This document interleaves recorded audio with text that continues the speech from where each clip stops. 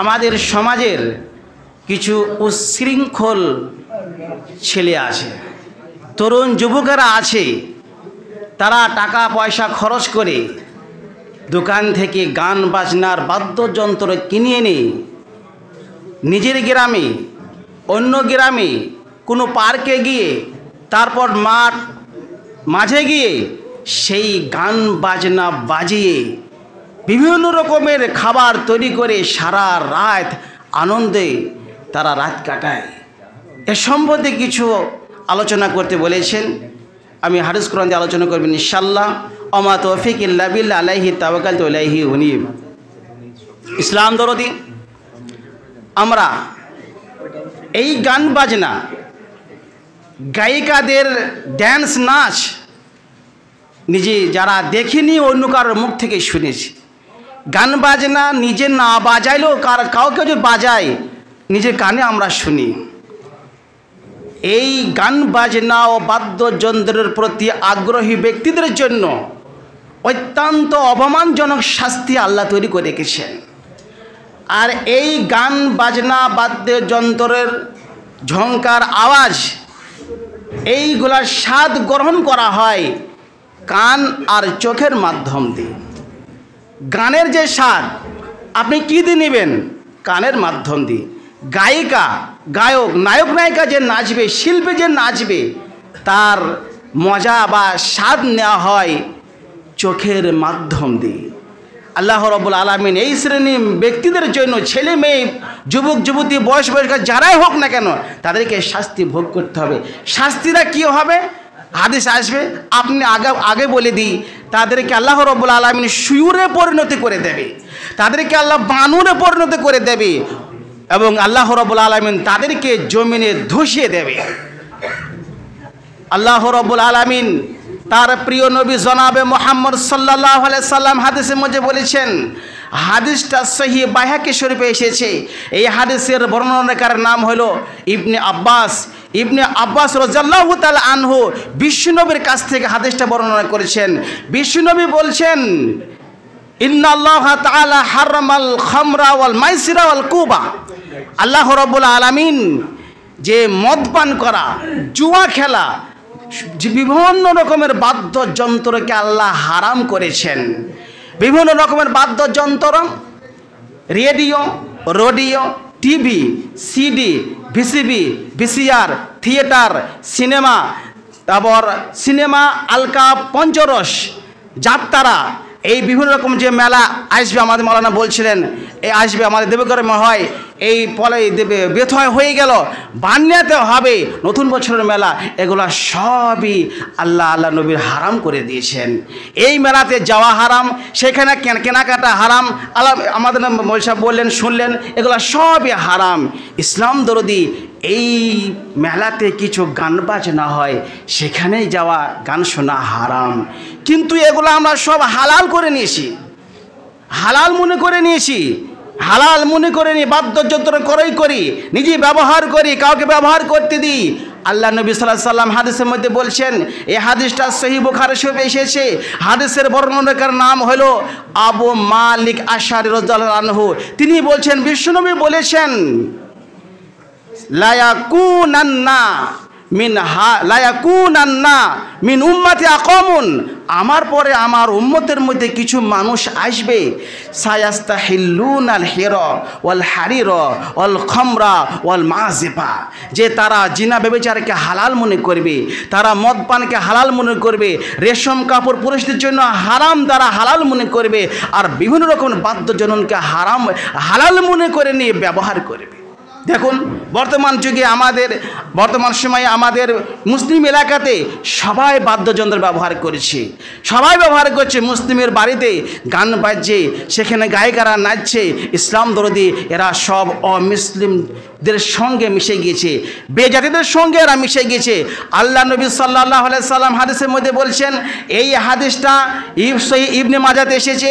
এই হাদিসটার বর্ণনাকারীর নাম হলো সাওবান রাদিয়াল্লাহু আনহু।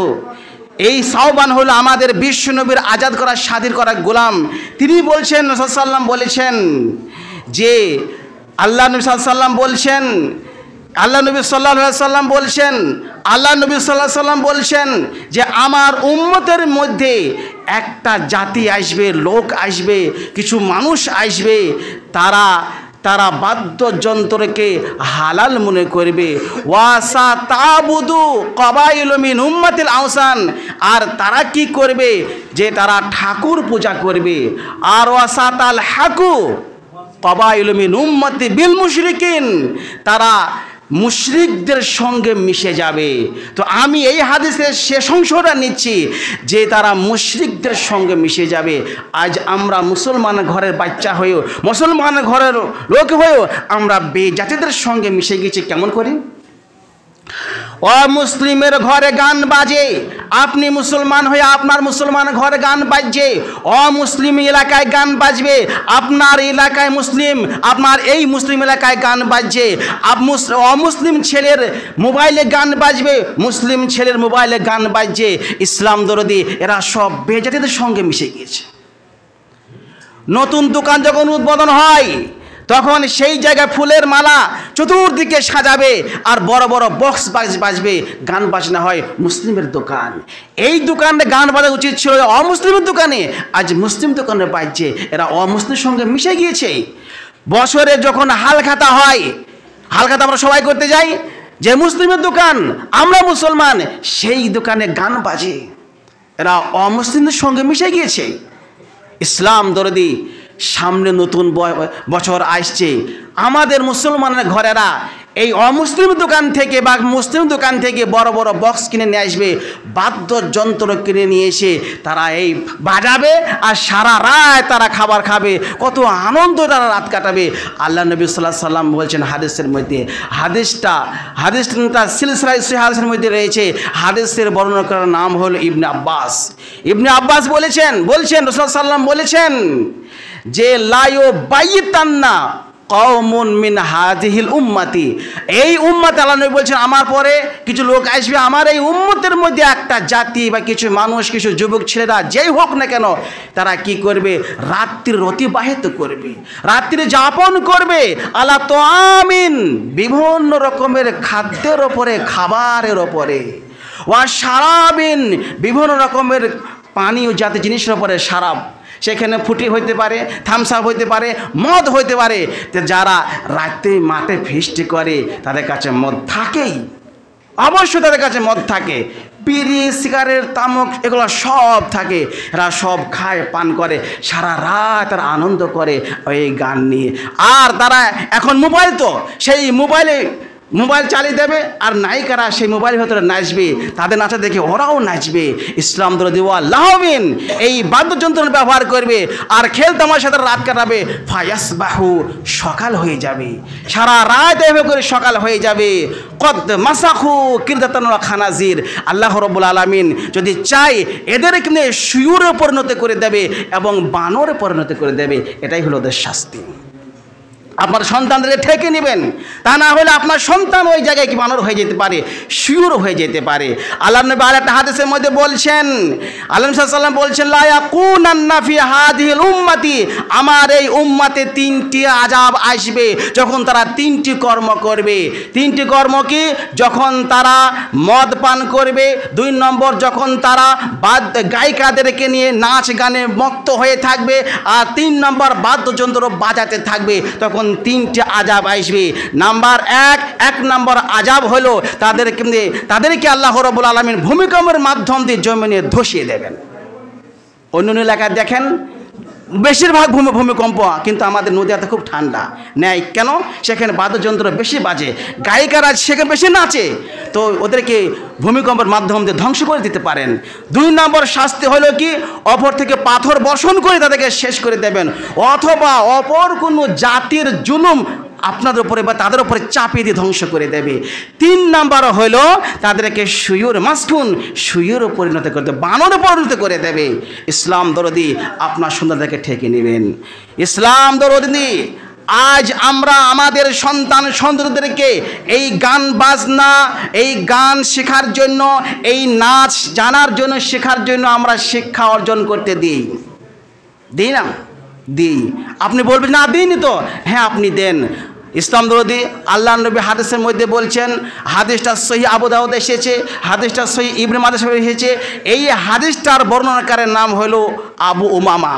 আবু উমামা বলছেন, বিশ্বনবী বলেছেন, লা তাবিউল কাইনাত ওয়ালা তাশতারুহুন্না ওয়ালা তুআল্লিমুহুন্না ওয়া সামানুহুম হারামুন, যে তোমরা তোমাদের মেয়েদেরকে গান শেখাইও না এবং তাদেরকে বিক্রি করিও না এবং তাদেরকে কিনো না। আগের যুগে, নবীর যুগে দাস দাসীদের গান শেখানো হইতো, তারা বড় গায়িকা হয়ে উঠতো, বিশাল দাম হতো, বিক্রি করে দিত, টাকা হইতো, আবার অনেক কিনে নিয়ে যেত। এটা মানা করেছেন। বর্তমান যুগে আমাদের মহিলাদেরকে গান শেখাই, নাচতেও দিই আমরা। কেমন করে? সরকারি স্কুলগুলায় বাৎসরিক একটা অনুষ্ঠান হয় গানের, হয় না? গানের অনুষ্ঠান হয়, সেই মঞ্চে আমার মেয়ে, আপনার মেয়ে, আমাদের মুসলিম এলাকার মুসলিম মেয়েরা সেই মঞ্চে নাচে সুন্দরী হয়ে সেজে এবং গানও বলে না, আমরা শিক্ষা দিই। ইসলাম দরদি এইগুলো আমরা করে থাকি, সাবধান হয়ে যান। আর আমাদের এলাকায় কিছু উচ্ছৃঙ্খল যুবকরা আছে, ওই গায়ক বড় বড় শিল্পীদেরকে, গায়িকাদেরকে কিনে নিয়ে আসে। কী করে কিনে নিয়ে আসে? তাদেরকে বলে, আমাদের এলাকায় একটা যাত্রা দেবো, আলকাপ দেবো, পঞ্চরস দেবো, আপনাদের যেতে হবে। তাদেরকে একটা চুক্তি করে এত 1 লাখ 2 লাখ যাই হোক আমরা দেবো, আপনাদের আসতে হবে। বিরাট বড় শিল্পী তারা চলে আসে আমাদের এলাকায়।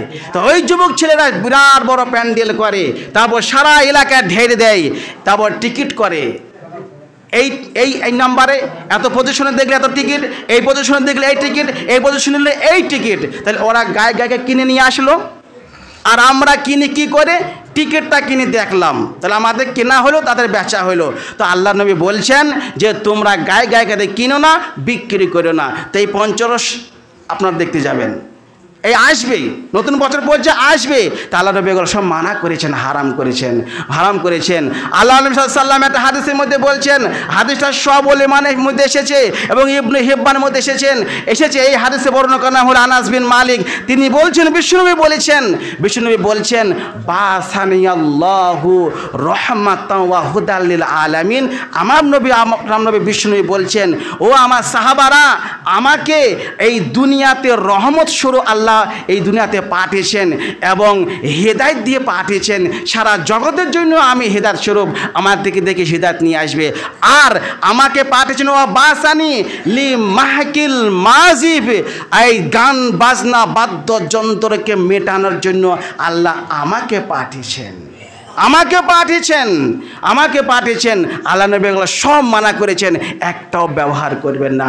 ইসলাম দরদি আল্লাহ নবী সাল্লাল্লাহু আলাইহি ওয়াসাল্লাম, আল্লাহ রাব্বুল আলামিন সূরাতুল লুকমানের 6 নম্বর আয়াতের মধ্যে বলছেন, ওয়া মিনান নাসি মাইয়াশতারি লাহুল হাদিসি লিয়ুদিল্লা আন সাবিলিল্লাহি বিগয়রি ইলম ওয়া ইয়াত্তাখিযুহা হুজওয়া। মানুষ সমূহের মধ্যে কিছু মানুষ আছে যারা বাদ্যযন্ত্র ক্রয় করে মানুষদেরকে আল্লাহর পথ থেকে বিচ্যুত করার জন্য, পথভ্রষ্ট করার জন্য কিনে নিয়ে এসে বিক্রি করে, আর নিজে বাজায়, অপরকে পথভ্রষ্ট করে, নিজেও পথভ্রষ্ট হয়। ওয়া ইয়াত্তাখিযুহা হুজওয়া, আর যখন কিনে নিয়ে আসে বা কিনে বা বেচে, যখন বাজায় তখন ঋণ ইসলামকে ঠাট্টা করে বা ঠাট্টা হয়ে সেটা বাজায়। এই কী হবে বাঁচালে? কি হবে? ইসলাম দরদি আল্লাহ নবী সাল্লাল্লাহু আলাইহি ওয়াসাল্লামের হাদিসের মধ্যে বলেছেন যে সব থেকে আমার বড় ভয়, ওয়াইন্না মিম্মা আতাখাওয়াফু মিনহু আলা উম্মতি আইম্মাতা মুজাল্লিন, আমি সব থেকে যাদের বেশি ভয় পাচ্ছি তারা হলো নেতা ও এক ধরনের আলেম। ইসলাম দরদি যদি সমাজে গান বাজে বা কোনো ছেলেরা গান বাজায়, আমি আপনি কেউ যদি বলে, এই বাবু গান বাজাচ্ছিস কেন, এই বাজাচ্ছিস কেন, তখন কোনো একটা লোককে বলবে, তুমি বা কী ধরনের মানুষ গো, ছোট ছেলে একটু মজাক করছে, একটু আনন্দ করছো, মানা করছি কেন? আমরা বলি আমরা সমাজের নেতা।